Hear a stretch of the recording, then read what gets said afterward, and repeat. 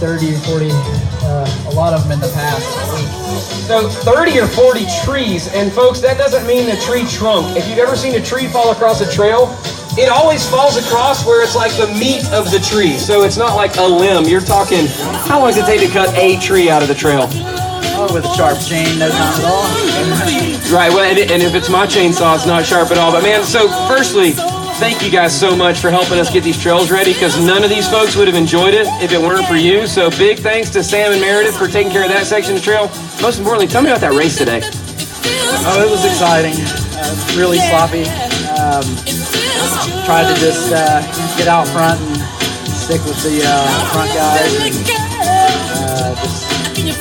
You told me a minute ago that you started off at roughly, the leaders were 6:10, you were 6:30 pace for your first mile. That's about appropriate for a trail race, right? I think so, yeah. Yeah. If you guys have ever tried to run a 6:30 mile on dry ground, you know how fast that is, but on sloppy trails where you're worried about debris, the rain's coming in.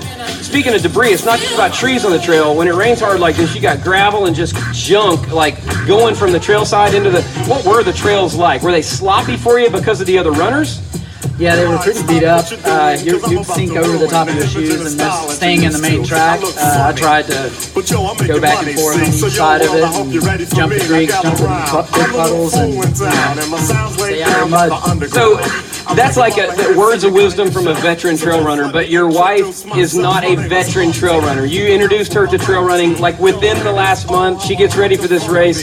You give her a goal of like an hour and 45 minutes, and what are the chances she finishes under an hour and 45? Meredith, why don't you just tell us what you ran today? I have absolutely no idea. I'll tell you, it was under an hour and 45. That was killer. So congrats on like an awesome first trail race. Is this something you're going to do again? I would love to. I have no idea what I was doing. I just went out there and did it. It was a lot of fun. So let me, the folks that are out here today, they love getting dirty in the woods. That's why they're here. It's trail racing. Welcome to the Trail Racing Club. You've got a great mentor here in your husband who killed it today. So congrats to both of you guys for coming out.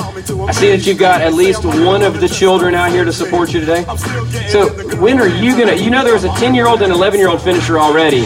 So you're like so much older and more mature than them. When's going to be your first trail race? Soon. Soon. Good answer. The sooner, the better. From Rock Creek, from the Stump Jump, from everybody, thank you guys for not only helping make this race possible, but thanks for coming out and killing it today. And we'll see you guys soon. Enjoy the refreshments. Give everybody a high five while you're out there. Thanks for coming out. Thank you, and Chad and Jenny, and giving us the opportunity. And, yeah.